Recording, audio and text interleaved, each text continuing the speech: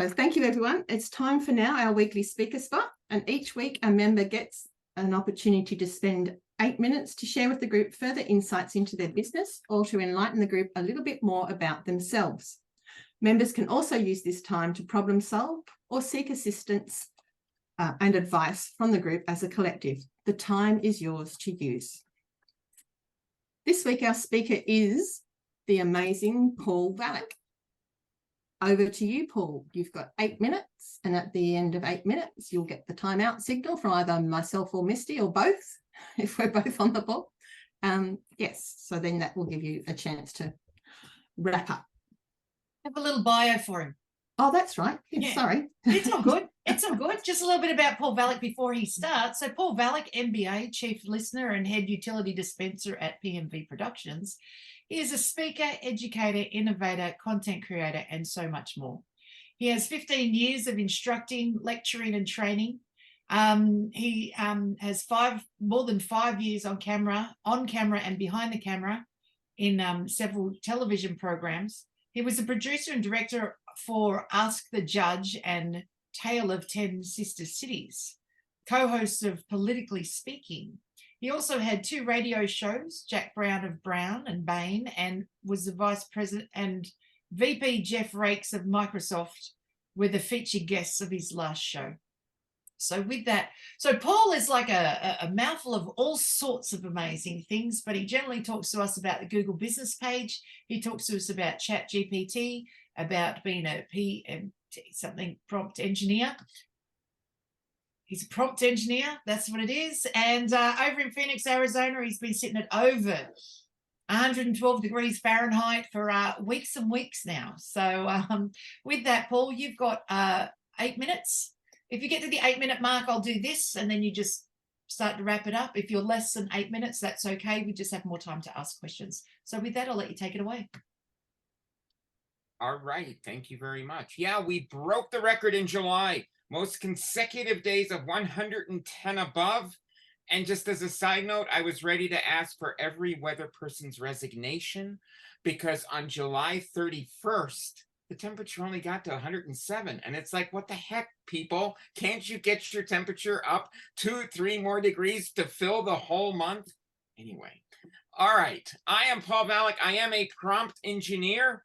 And that prompt is what you type into either your ChatGPT, or you type it into your Google or into your Midjourney. And it is what makes your content pop. It is what creates that wonderful content that people will consume and are looking for. Many people think that's a matter of just copying and pasting and so forth. Be creative with your prompt, because if you're stuck, it's a great way to get an idea. If you look, you should be posting 2 to 3 times a day, a week to your Google business page. Create a poll, create a question. Okay, I need 10 ideas on whatever your topic is, whatever people are asking you about, or even create a 10 most frequently asked questions, and then answer those questions, and then post that to your LinkedIn page. It's a matter of organizing that. It's a matter of scheduling it, and that's part of what I help you do. Most prompts in these areas, they have like 3 sections, and a lot of people ask, how specific should I be? You don't need to be specific. Be general. It will give you an outline sometimes, and then you can start to drill down. Can you write a book in a weekend? Sure. Create the outline and start working that, but you're still going to have to do some editing. That's a falsehood that you can just copy and paste, but it will get you going. So I will be happy to answer any questions. I've played with Midjourney quite a bit. Again, the fire truck was 2 prompts, a favorite artist and the word fire truck, and put that into Midjourney and see what you get. All right, well, there's your tease. And that lawyer letter, yeah, have that lawyer letter print out and then substitute the names. Anyway, I'd be happy to answer your question. I'm Paul Valach, prompt engineer. And on Tuesdays, that's right, my Tuesday's your Wednesday. It's in the chat. I'm holding 1-hour classes now, and that is in the chat, so you can sign that up. And I'd be happy to answer questions. Thank you, Paul. That was nowhere near 8 minutes, but that's great. It gives us lots more time to ask questions. Diane, you've got a question. Yes. Hi, Paul. I look forward to ditching my dog for a walk and doing your class. So I remember doing your classes ages ago, and they were always so much fun and learnt so much. Didn't we, Sally? They were great. Anyway, my question is, so you can actually do pictures on it. Like, can you get them to, create pictures? Well, so two things here. Let me answer two things here. One, ChatGPT is now actually within the last week or so experimenting with photos and that. So I have not worked with that, but Midjourney, you can have pictures and you can have it modify those or apply whatever filters or whatever trends you want, and it will come up and give you some fantastic results. So the answer is yes. Okay. Short Thank answer you. should have been yes. Yeah, thanks. Thanks for that. Stuart, your hand's up. How are you doing? It's always entertaining and informative, Paul. Wonderful. So with the prompts and with the output from the AI, what we're actually seeing and hearing is that to be, like you said, use it for a framework, use it to actually get you started, and then go back and edit, because what we're seeing in digital marketing and within SEO is that people are just using ChatGPT to write blogs. They're using it to write full website copy. But unfortunately, there's AI detectors that are actually, engaged by Google, because Google wants Yes. human-driven, engaging content. So, it's sort of to talk about it. Once you can master the prompts with your good self, it just opens up a whole world of ideas. But you should be careful, shouldn't you? Well, here's the deal. So educators are complaining that students are cheating. Ooh, wow, students cheating on writing papers? Holy cow, what a revelation. But, there's AI that will see how much of this document that ChatGPT created has been pilfered. And it will show you, which is why I said, well, then you take your pilfered content that you just created and fix it, modify it, rewrite it, and so forth. So, that thing that says, well, you cheated, well, the students should be smart enough to say, let's run this thing through and let's modify it to the point where it is more human, looks like more human related. But yeah, I wouldn't just copy and paste stuff. Willy-nilly is the word of the day. So yes, very good point, Stuart. Yes, Adam, question for you. Oh, thank you for that. Now I've just started my Midjourney journey. Okay, that's a little confusing. I definitely need more coffee. And I was on the Discord server the other day, tried to do my first prompt, and it said, "Oh no, you will have to subscribe. There's no room on the server for free." Now, to your knowledge, is that something that's a permanent thing now because it's gotten popular, or does it just happen based on load? Because I would like to try it before I buy it. It looks like it's going to be a permanent thing because Midjourney has just gotten slammed with results. So you're going to have to subscribe. Now, I will say this much: I think for the $10 that I pay, you'll get an adequate test, and you won't leave. You'll continue. How's that for a sales job? Well, it's a good sales pitch, because I was just thinking it might be a really good way of creating some interesting content for socials, for output that's not out there, so that's what I was going to play with it for, and probably to draw pretty pictures for myself. Right. And Adam, here's the thing: it's unique.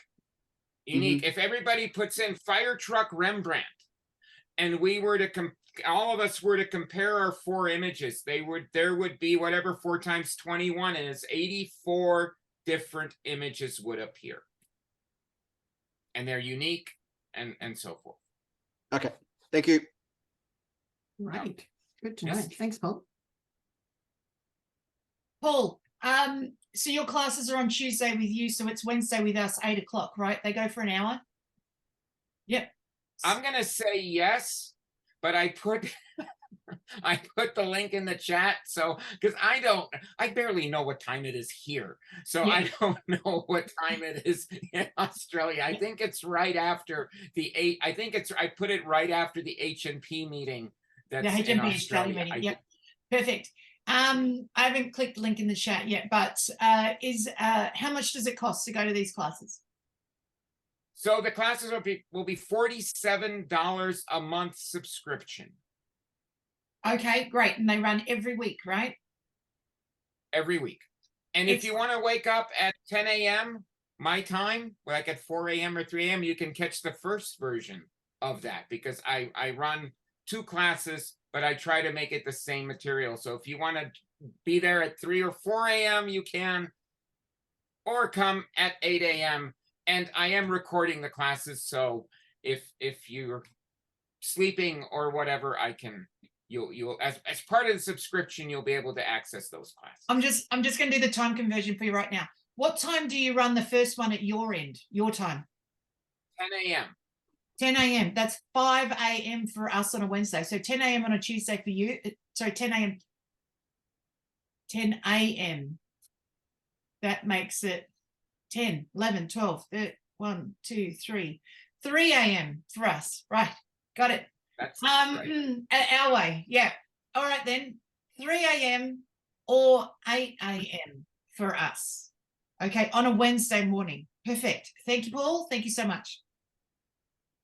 Thank you for that. I see a lot of excited people about that 3 a.m. I am. I actually am. Sarah, do you have a Sarah. question? Hi, yes, Paul did a show with me. We were talking about LinkedIn and posting and how important it is to keep your posting up because it's your invitation. But I'm using chat right now. And what I find is that it's, when you have a lot of posting to do, sometimes I can be either a little wordy or a little flowery, and I run it through chat and say, adjust in my voice, and it comes up with what I'm trying to say, but more eloquently.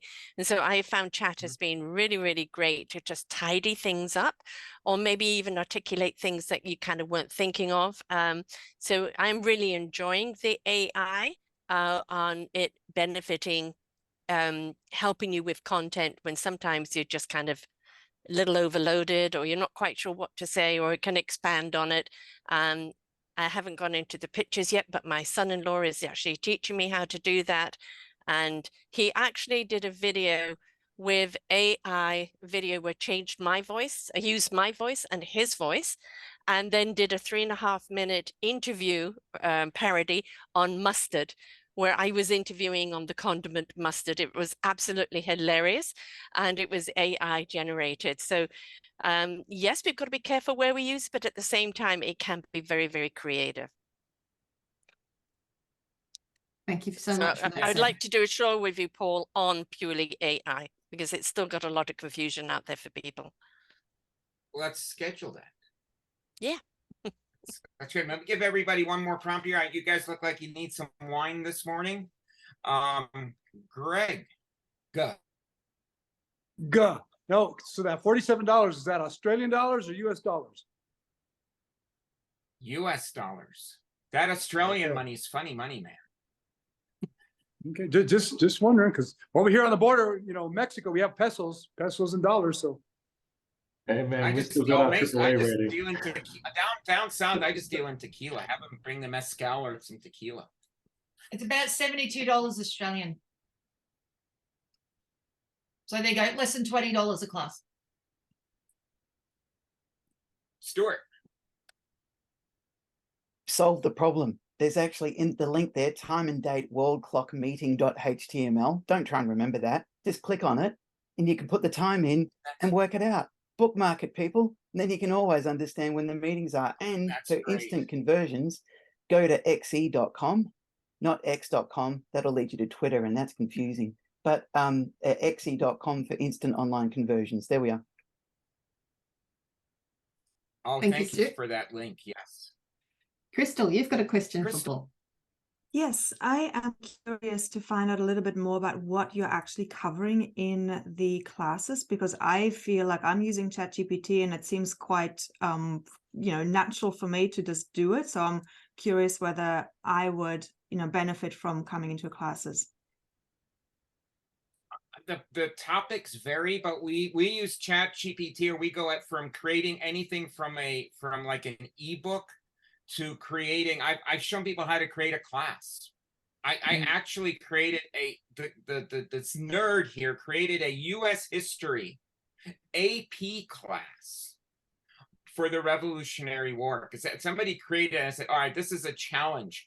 And I like 6 hours later, I'm going, have I just created a lecture class that I could go in and talk about U.S. history and actually sound knowledgeable and tell, because it really goes into details and such. And I research some of the time, the schedule. So, we deal with just the process of working with it. And I think there would be great benefit there, because there is a process. There's a clear process to get the most out of ChatGPT. It's not just right. I love the one where I wrote a recipe for the lemon drop, and it gave me the vodka recipe for a lemon drop, because we all need to know how to make our favorite vodka drinks, right? Or rum or whiskey, substitute your favorite beverage. But there's a little more about it. Give me a history of this, give me a history of that. So we show you how to drill down and do that. Cool, thank you. Anybody else? These weren't too hard. Good. Yeah, there you go. You did excellent, Paul. Well done. Actually, Well Paul, done. my son wrote a 30-page business proposal that he was really sweating over, having such a difficulty with it, going over and over it again. And then he ran it through the chat AI, and it just polished it up and tidied it all up for him and just gave him that final push. So it can be used for anything. It is great to also edit your work. Like sometimes we concentrate on having ChatGPT write a paper for me on this. Well, what if I write this paper on this and you correct it and make it sound good, or make it work for a 5-year-old, make it work for a high school class, make it work for an engineering class or a high level class, and it can do that too. So it can write at whatever level you are presenting at. Also, that's the other.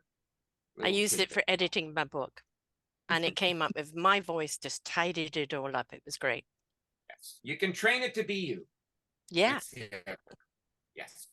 Just don't write your book with it from the scratch, because you can tell it's a formula, and people have submitted things to me that were ChatGPT generated, and it's so boring and formalized. So don't do it that way around. Do it Sarah's way around.